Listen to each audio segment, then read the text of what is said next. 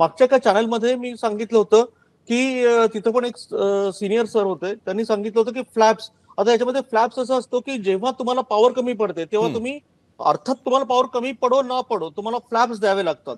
10 degree, 20 degree, 30 degree, it depends on your power आणि तुमच्या, आणि ते पॅलेटला कळत असतं.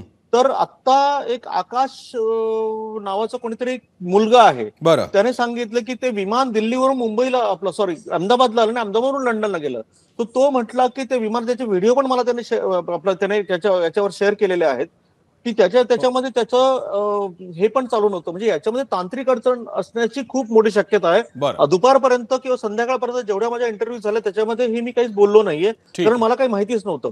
पण ह्याच्यावरून मी बघितलं की त्याने जे सांगितलं की त्याचे फ्लॅप, तो म्हटलं मला विमानातलं कळतं, मी नेटवर सर्च केलंय की त्याच्या फ्लॅप मध्ये खट खट खट आवाज येत होता, असं त्याने सांगितलेलं आहे. ही महत्वाची गोष्ट ही डीजीसी आणि सकाळनी हे केली पाहिजे. आतापर्यंत ह्या गोष्टीवर बोललो नाही, विमानाचं तांत्रिक अडचण असू शकेल असं, कारण जो फ्लॅप समजा 10 डिग्रीच्या ऐवजी त्याने 20 डिग्री दिला, 30 डिग्री दिला, जो फ्लॅप लगेच तर त्याला आर्टिफिशियल लिफ्ट मिळते. लिफ्ट मीन्स व्हॉट, की तुम्हाला खालून जाण्यासाठी वर, म्हणजे जरी तुमची पॉवर कमी झाली तरी तुम्हाला लिफ्ट, आर्टिफिशियल लिफ्ट म्हणजे मागचे फ्लॅप जर तुम्ही खाली केले, तर त्याचं म्हणणं असं होतं की त्याचं फ्लॅप्स खाली होत नव्हतं आणि मी हे टाकणार तेवढ्यात विमान क्रॅश झालं नंतर, आणि मग तो व्हिडिओ पण गेले, सगळं गेलं.